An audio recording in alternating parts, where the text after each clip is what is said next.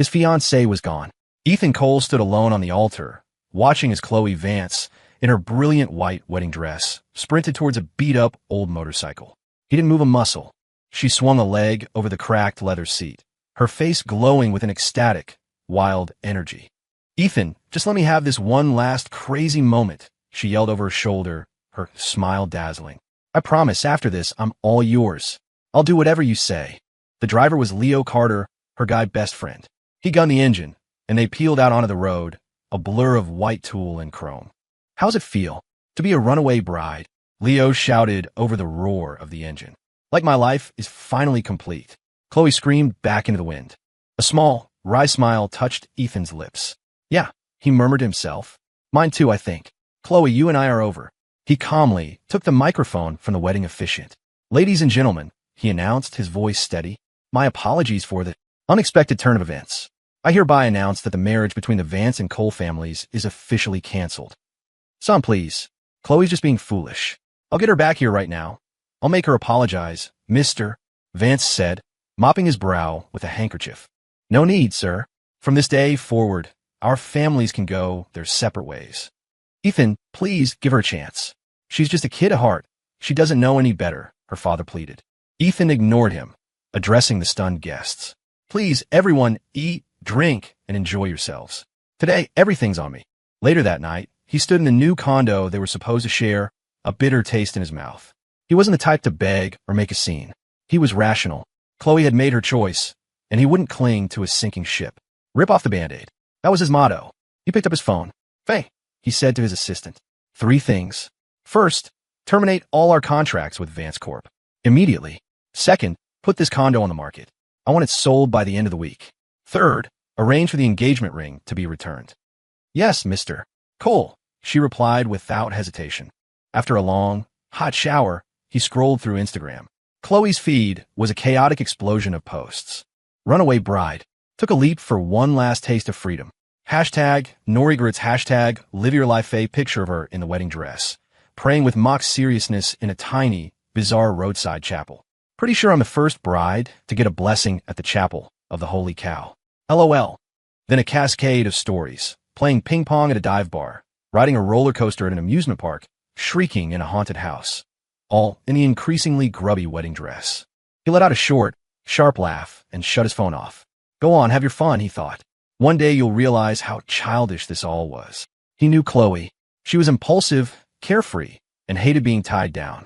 He'd known it for years. He'd often wondered if marrying someone so untethered was a good idea. The answer was a resounding no. He'd thought about ending it, struggled with it, but ultimately convinced himself to give her one last chance. Maybe marriage would teach her about responsibility, about consequences, about boundaries. He was wrong. She would never grow up. Today's stunt was a blessing in disguise. It severed any lingering attachment he might have had. He was once drawn to her wild spirit, found it charming. But after years of it, he was just tired, so incredibly tired. There was no communicating with her. He'd come to realize her personality was suited for a friend, not a life partner. He opened his laptop and dove back into company reports. Before he knew it, it was 2 a.m. He glanced at his phone. Her Instagram story was still active, a nonstop party. He shook his head wearily, turned off the phone, and went to sleep. The next day, it was business as usual. He walked into the office with a smile, greeting his colleagues just like any other morning. They stared at him with a mixture of pity and awe. Didn't his fiancée just leave him at the altar? One whispered, "See, that's the difference between us and the boss. He's completely unruffled. God, I wish I had that kind of composure." Ethan heard them, a slight smile playing on his lips. This was who he was. Compartmentalized. Incredibly rational. It wasn't that he wasn't sad. He had been once. He'd been jealous, hurt, and angry when she got too close to other guys. They'd fought about it, but she never changed, and eventually he just stopped. He'd let go. Marrying her was more about fulfilling a sense of obligation than passion. And then she'd done this. She'd set him free. His secretary placed a coffee on his desk. "Thanks, Mr. Cole. What is it? You seem completely fine." He smiled faintly. "What would you have me do? Throw a tantrum? Yell at everyone to blow off steam? What would that solve?" "Well, I guess you have a point." "Exactly. It happened. Nothing you do after the fact can change it. But you're so calm. I'm rational. I'm past the age for pointless drama." "Right. About the Vance Corp partnership. It's canceled. Issue a new request for proposals. She gave a knowing smirk. What's that look for? You think this is revenge? Her expression screamed. Isn't it obvious? We were only considering them in the first place because my dad said we should help out the family. Now that we were merging, the wedding is off. So we go back to the standard, merit-based process. Understood. As she left, his father walked in. Dad? What are you doing here? Came to see if you were holed up in here, licking your wounds. Looks like your mother knows you better than I do. You have that little faith in your son. Hey, I was just worried about you, kid. Don't be. I'm not that fragile. Good to hear. Well, in that case, I'm off to play chess with Mr. Reed. By the way, about the company stuff, you do what you have to do. I know, Dad. Think you can beat him this time? Don't get me started. The old fox must have been taking lessons somewhere. I can barely keep up with him lately. Well, you're on your own. My chess game can't help you. I wouldn't expect help from a chess-illiterate rookie like you anyway. After work, his dad called and asked Ethan to pick him up. As he walked into Reed's sprawling garden, he could hear the two old men arguing. A move made is a move made. No takebacks. That's cheating. So what? Just let me have it. Letting you win is an insult to your intelligence. I don't mind being insulted. What's going on here? A young woman's voice cut in. Ethan stopped in his tracks. Sienna, look at your father. An old man acting like a child. What's wrong with letting me have one move? Dad, you can't cheat. Mister, Cole took time out of his day to play with you. The least you can do is not make him angry. I just made one bad move, mister. Reed grumbled. A mistake is a mistake, Dad. Just think more carefully next time. See? Your daughter has more sense than you do, mister. Cole said with a laugh. Dad, mister. Cole, I had the kitchen make some spiced apple cider. Why don't you two come inside and have a drink? Sienna offered. Oh, wonderful. My favorite. Mister. Cole's grin stretched from ear to ear. Ethan walked over. Dad. Mister. Reed. Sienna. Ethan. You're here to pick up your dad. Yeah. I heard about Chloe. Are you okay? She asked, her voice soft with concern. I'm fine. It was her choice. I'm glad you see it that way. See, Bill. Mister. Reed said to Ethan's father. I love this about your boy. Cool as a cucumber, even in a crisis. And I love how thoughtful your Sienna is. If you hadn't sent her to study abroad for all those years, who knows? Our kids might have ended up together. Don't I know it? I still regret sending her away for so long. Dad, Sienna blushed. Could you please not talk about that? Ethan's right here. I don't mind him. He's more logical than any of us. It's okay, Ethan said. Mister, Reed knows me well. See, old friend, maybe we should. Dad, we should get going. Ethan interrupted, knowing exactly where that conversation was headed. All right. We'll talk next time. Mister. Reed, Sienna, goodbye. Bye, Ethan. Bye, Mister. Cole. On the drive home, his father started in again. Sienna is such a wonderful girl. So considerate. Why couldn't you two have hit it off? It's a real shame. Dad, aren't you tired? Not at all. You know what would really give me energy? A big, chubby grandson. And we're back to that again, Ethan sighed. Finally, on the 5th day, Chloe returned home, her wedding dress now a tattered mess. She walked into her parents' mansion to find them sitting in stony silence in the living room. Mom? Dad? What's wrong? You have a nerve to ask that? You've embarrassed us beyond belief. Running away from your own wedding. Why didn't you answer your phone? Her father roared. Oh, that? I put my phone on Do Not Disturb. I didn't want to be bothered. It's not a big deal. We can just reschedule the ceremony in a couple of days. Reschedule? Her mother exclaimed. How old are you? You still act like a child. Do you think marriage is a game? She sighed, shaking her head. Her daughter was a good person, but she had no sense of proportion, forever a child who thought nothing really mattered. Chloe, you can be wild all you want, your father and I usually let it slide. But this time, you went too far. It's fine. I'll just talk to Ethan. We'll reschedule, and it'll be fine. It's not fine, her father snapped. The Coles have officially called off the engagement. The ring has been returned, and their company terminated our partnership this morning. What? That's impossible. Don't worry, I'll call Ethan right now. Chloe, maybe you should. Her mother started. Let her call. Her father said, his voice grim. It's time she learned that actions have consequences. It's time she learned to face the music. He stormed out of the room. Chloe, unfazed, pulled out her phone and dialed Ethan's number. It connected. Hello, Chloe. Ethan, where are you? Working late. What's up? Let's reschedule the wedding for the day after tomorrow. I got all out of my system. I promise I'll be the perfect wife now. Oh, well, that's good to hear. But I think we should just call it off for good. Chloe's smile froze on her face. Ethan, what do you mean? I mean, we're not getting married. Let's just be friends. Why? We promised each other forever. How can you go back on your word? Forever? Let's not and say we did. You seem to be having a great time, didn't you? So, You're angry. I'm not angry. You made a choice, and you have to be responsible for that choice. Right? You say you're not angry, but you are. I know I went too far this time, and I'm sorry. I just wanted to put a period on the end of my youth so I could focus completely on you. So, did you put a period on it? I did. That's why I came back to marry you. Great. Because I put a period on us, too. See? Everybody wins. You're not joking, are you? When have I ever joked about things like this? A knot of panic tightened in Chloe's chest. He wasn't joking. This was real. Ethan, listen to me. I know I messed up. I'm so sorry. Please don't be mad. I swear, from now on, I'll listen to everything you say, okay? Please, just stop being like this. I'm not being like this. You said you needed one last crazy adventure. Did I stop you? Did I bother you once while you were gone? You and Leo were gone for 5 full days. You look happy. Leo and I are just friends. He's my best friend. You know that. I swear, you know me. I'm just impulsive. I'm selfish. Her voice broke, and she started to cry. Chloe, we're not kids anymore. We have to be responsible for our choices. That's it. The line went dead. Chloe stood there, phone in hand, completely stunned. Was I really wrong? I just didn't want to have any regrets. Why can't you understand that? The tears she'd been holding back finally streamed down her face. She threw herself onto her bed, sobbing. I don't believe it. I don't believe you just throw away all these years we had together. She got up, showered, and fell into a deep, exhausted sleep. The next morning, she got up, put on makeup, and drove to their condo, the one they were supposed to call home. When she arrived, movers were carrying furniture out onto a truck. She ran up to them. What are you doing? Why are you moving our things? Ma'am, the owner sold the place. We're just the movers. Sold it? Who told you it was sold? This is my home. You can't do this. The foreman sighed and called the building manager. Ms. Vance didn't Mr. Cole tell you? He finalized the sale 2 days ago. The title has already been transferred. 2 days ago. What was she doing 2 days ago? She was at an amusement park with Leo, screaming her head off on a roller coaster. A wave of guilt washed over her, followed by a tidal wave of panic. She fumbled for her phone and called Ethan. Hello? What is it, Chloe? Ethan, you sold the condo? I did. What? The engagement is off, and I've decided I'm not ready to get married right now. So I sold it. I don't agree to call off the engagement. Ethan, I know you're angry. Can we please just sit down and talk about this? Chloe, I'm almost 30. We're not children anymore. Are you saying I act like a child? His silence was her answer. Chloe, we're really over. Why? Why are you doing this?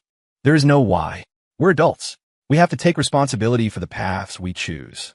Ethan, are you really just going to throw away all our years together? You're the one who threw them away. You're still angry. Fine, he said, his voice flat and tired. If it makes you feel better, believe that I'm angry. But it doesn't change the outcome, does it? Ethan, you know me. You know I'm impulsive. I thought you would always tolerate it. I get tired, Chloe. I'm so tired. Maybe we just aren't right for each other. Tired? Go find Leo. I think you two are a much better match. Goodbye. He hung up. No, that's not. The dial tone buzzed in her ear. Chloe walked aimlessly down the street, a hollow feeling echoing in her chest. Memories of their time together flashed through her mind. It felt like a vital part of her had been carved out. Her eyes stung. Was I really that wrong? She saw a young couple nearby, playfully arguing. You're not allowed to go to the movies with any other girls, the girl said. And you're not allowed to go to amusement parks with other guys, he retorted. You can't accept letters from other girls. You can't accept flowers from other guys. Chloe, bewildered, walked up to them. Why not? What's wrong with that between friends? The girl looked at her like she'd grown a second head. Lady, have you ever been in a relationship? Love is selfish. It's not something you share. Nobody wants the person they love getting flirty with someone else. Not even friends. Especially not friends. Love is about possession. What if someone did all those things? Then it means they don't really have their partner in their heart. That's why they don't care if they hurt them. Hurt them? But what if it's purely platonic? It doesn't matter who the other person is. If you're too close with someone of the opposite sex, you're hurting your partner. Period. But no buts. Love is a two-way street. If only one person is putting in the effort, it's doomed to fail. A two-way street? Look, lady, try putting yourself in his shoes, the girl said. What if your boyfriend was always hanging out with another girl? Sharing a milkshake, going shopping, seeing movies, going to amusement parks together. How would you feel? I've never thought about it. Well, maybe you should, the boy chimed in. What would happen to a boyfriend if his girlfriend did all that? Chloe asked. Babe, you take this one, the girl said, nudging him. He cleared his throat. Okay, so at first, I tried to talk to her about it, seriously. If she kept doing it anyway, ignoring how I felt, I'd just get worn out. I'd start to lose faith in the relationship. The love would just fade. Eventually, I'd have to let go and walk away. Chloe's heart clenched as if a fist had squeezed it. Okay, what if, she pressed, her voice trembling slightly, what if your fiancé ran out on your wedding? With another man? Not a lover, just a friend. What would you do? The boy's eyes went wide. What? Left me at the altar? For another guy? If she's going to ruin my life, I'd ruin hers right back. Honestly, I might do something crazy, drag them both down with me. For a man, that is the ultimate humiliation. It's like having your face ground into the dirt in front of everyone you know. You'd have to live with the whispers and the jokes forever. Even your family would be ashamed. Chloe staggered back, clutching her chest. The girl steadied her. I don't think any guy could ever accept that. His bride running off, the boy added, even if she didn't mean anything by it. Are you okay, miss? The girl asked. Yes, thanks. If a girl did all that, but she never cheated, would the guy forgive her? Depends on his breaking point, I guess, the boy said, shrugging. But me? No way. And I bet most guys would say the same. Why? Because my heart would be dead to her. If someone can do something that irresponsible, they're either a complete narcissist or totally untrustworthy. Why would you keep someone like that around? The color drained from Chloe's face. She finally understood why Ethan had been so calm, so decisive. It wasn't anger. He was just done. His heart had died. What if, she asked, her voice barely a whisper, what if a guy used to be super strict with you, really possessive, but then he just stopped caring? That means you're not an option for him anymore, the girl said gently. He was possessive because he loved you. He got jealous and angry when he saw you with other guys. When he stops caring, it means you don't matter anymore. He doesn't care what you do. Chloe's heart hammered against her ribs, her body trembling. I see. Thank you. No problem. Come on, babe, let's go. Bye, lady. The couple walked away, hand in hand, sharing a single drink. Chloe stood there for a long time. He stopped caring because he stopped loving me? That's why he seemed so indifferent? The thought was terrifying. No, it can't be. Did her grand escape inflict an unforgettable wound on Ethan? She'd left him to face the gossip, the pitying looks, the judgment, all by himself. How helpless must he have felt?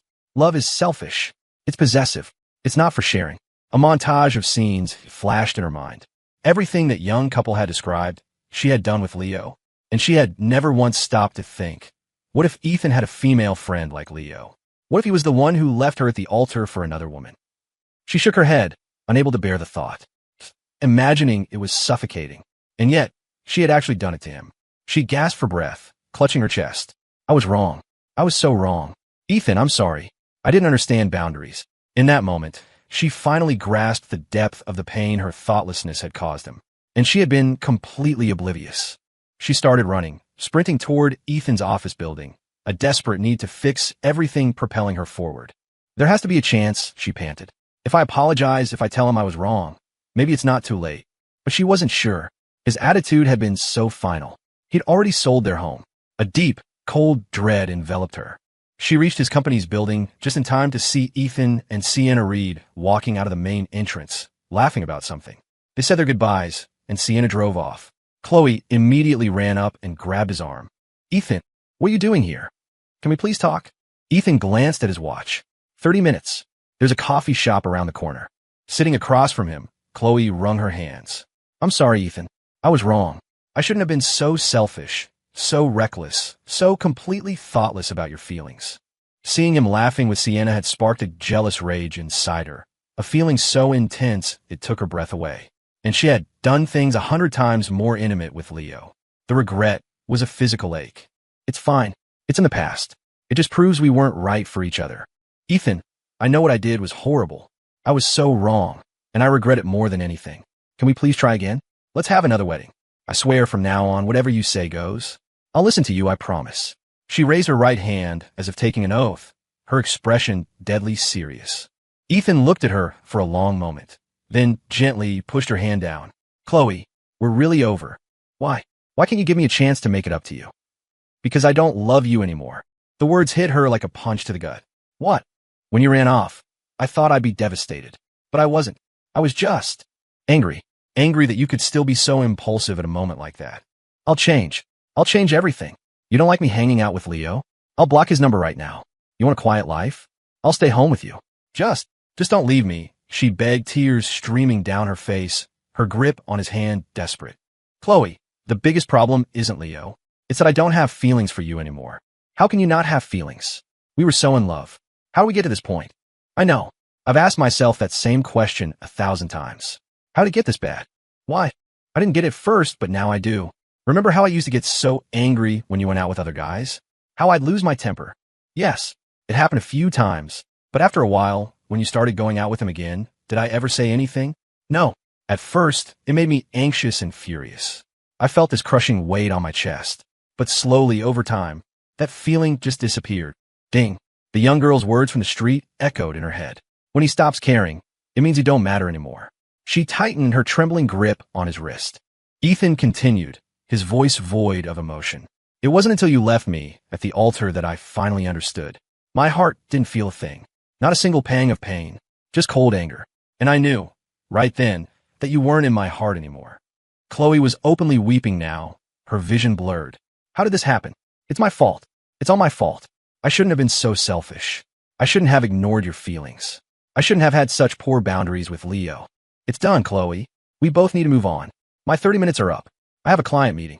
He stood and walked toward the door. Ethan, she called out, her voice cracking. This time, let me be the one who loves you with everything I have. Can you just love me one more time? He didn't stop. He didn't look back. He just walked a little faster.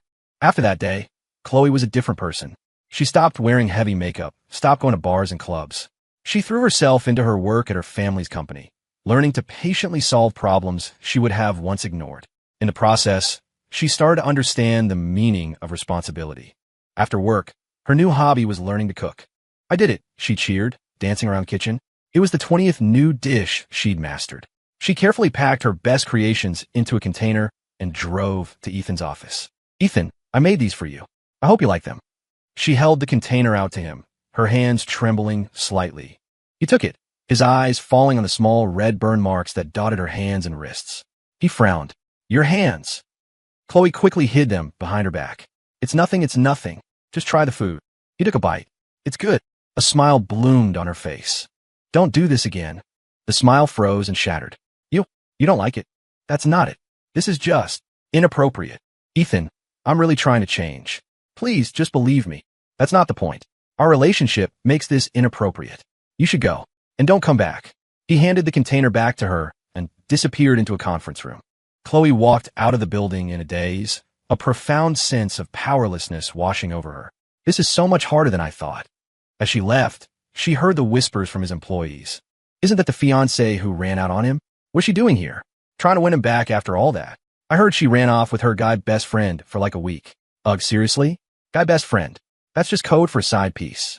What a joke. The nerve of her to show her face around here. Chloe managed a bitter smile. Hearing just a few sentences felt like daggers. How many rumors and insults had Ethan endured? A needle only hurts when it pierces your own skin.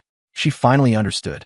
Even if she and Leo were completely innocent, in the eyes of the world, she had branded herself.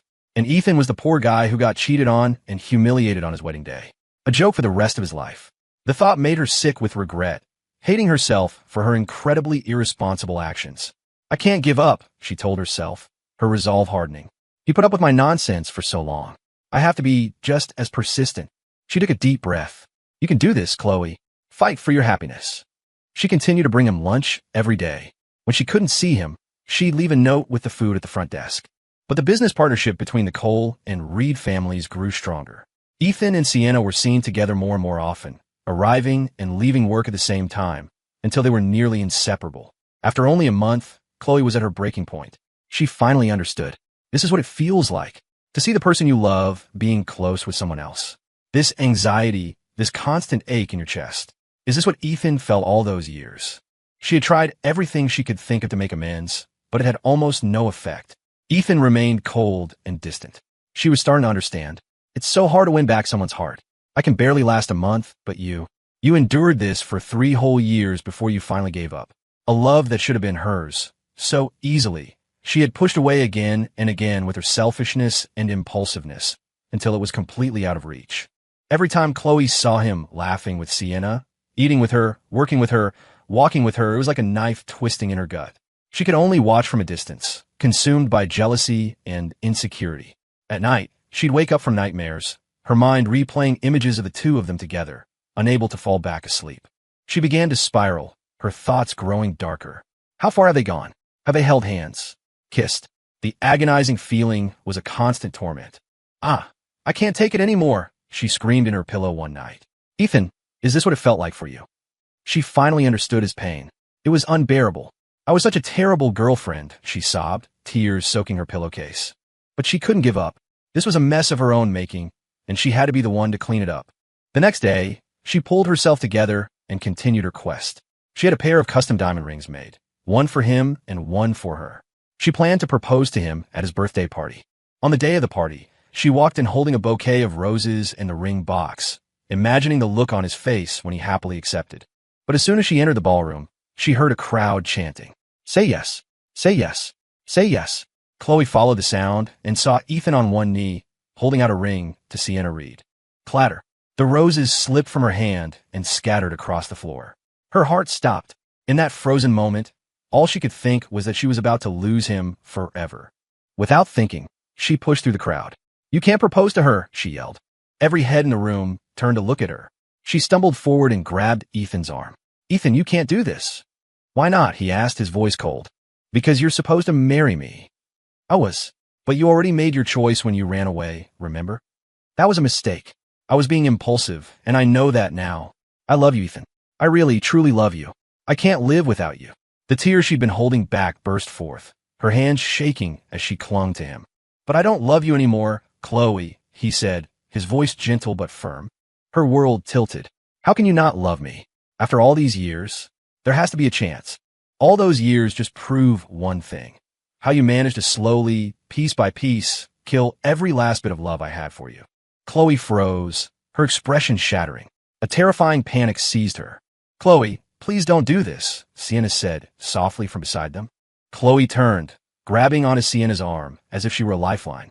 "Sienna, we've known each other since we were kids. Please, don't accept his proposal. Please. Chloe, we've all known each other a long time.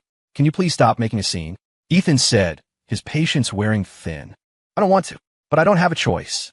Chloe's voice was a ragged sob, her body trembling. "You think I want to do this? I have no other choice. I'm out of options." Sienna looked at Chloe's broken form and sighed. "Why'd it have to come to this? Chloe, when Ethan loved you, why didn't you cherish it? Now, just let him go, okay?" Chloe clenched her fists, waving them in the air as if fighting off an invisible demon. "I can't. You think I haven't tried? I thought about setting him free, but I can't do it. Every time I think about losing him, my heart it hurts so much." She shook her head violently, tears flying. "But I don't love you anymore, Chloe." Her head snapped back to Ethan. "How can you not love me? Do you? Do you love Sienna? But she's in love with someone else." "How do you know the person I love isn't Ethan?" Sienna asked quietly. "What did you say?" Chloe turned to Sienna, her face a mask of disbelief. "I said, the person I love is Ethan. I always have. But back then, he loved you, so I had to hide my feelings. Now that he's let you go, I'm choosing to fight for my own happiness." "Why?" "Sienna, Chloe, I never wanted to take him from you.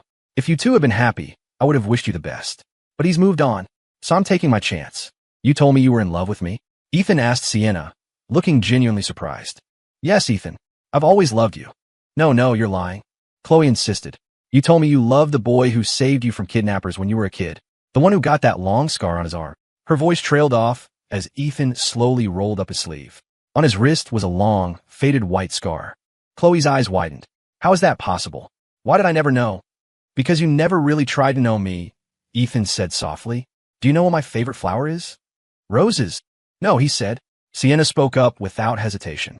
"Sunflowers," she said, her voice warm. "Because they symbolize brilliance, loyalty, and adoration.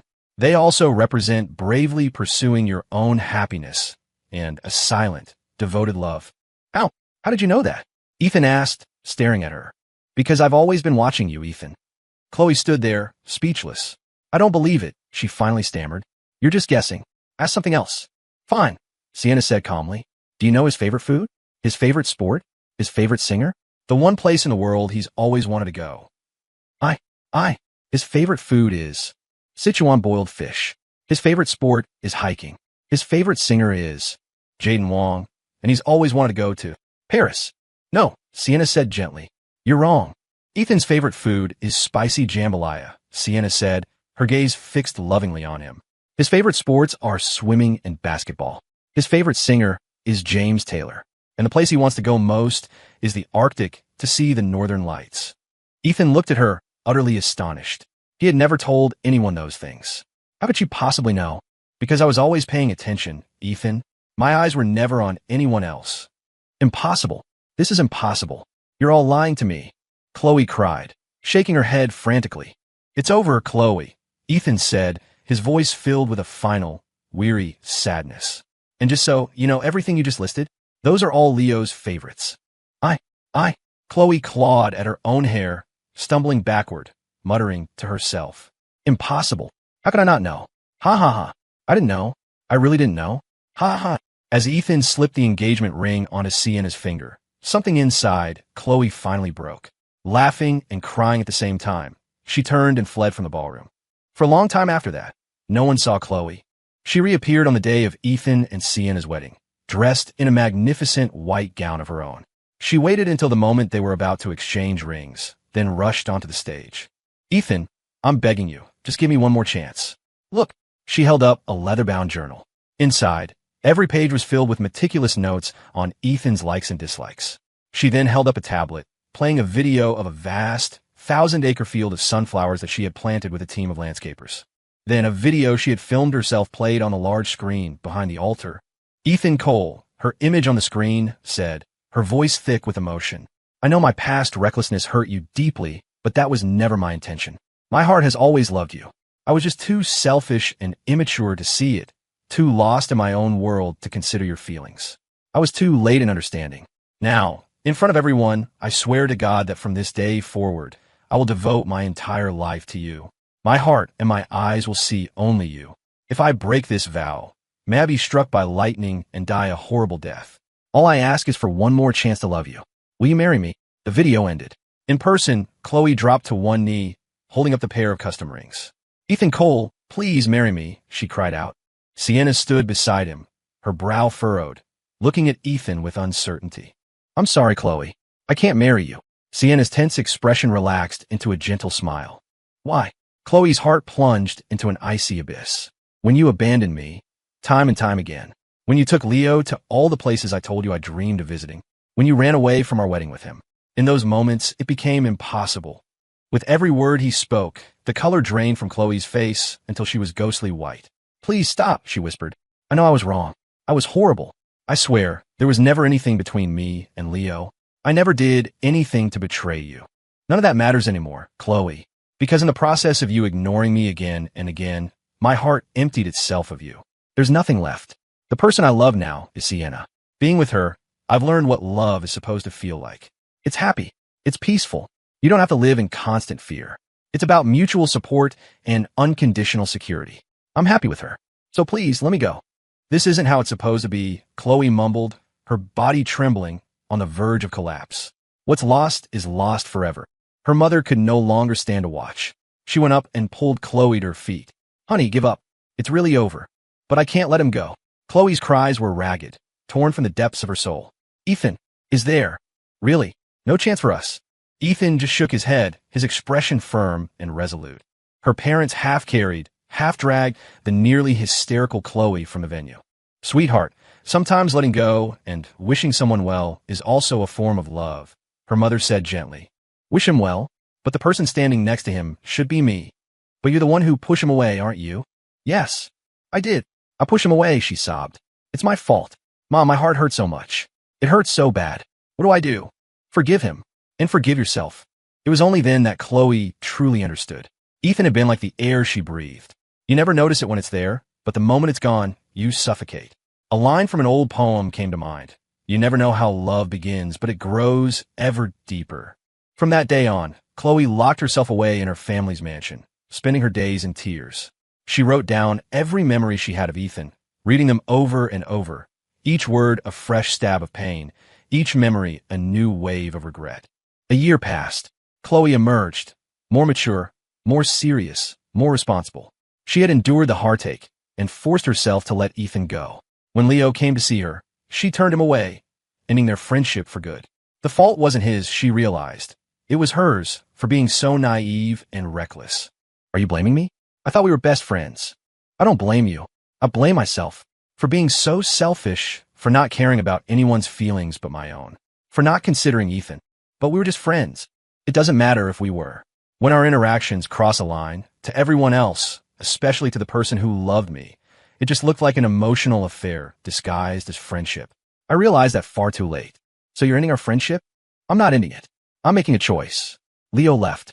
Maybe their friendship had been pure, but once it crossed a certain boundary, it became an ambiguity that no partner could be expected to endure. She poured all her energy into the family business, using the endless work to numb the pain. Watching her parents grow older day by day, she finally understood what responsibility and duty meant. She saw how childish her selfish whims had been.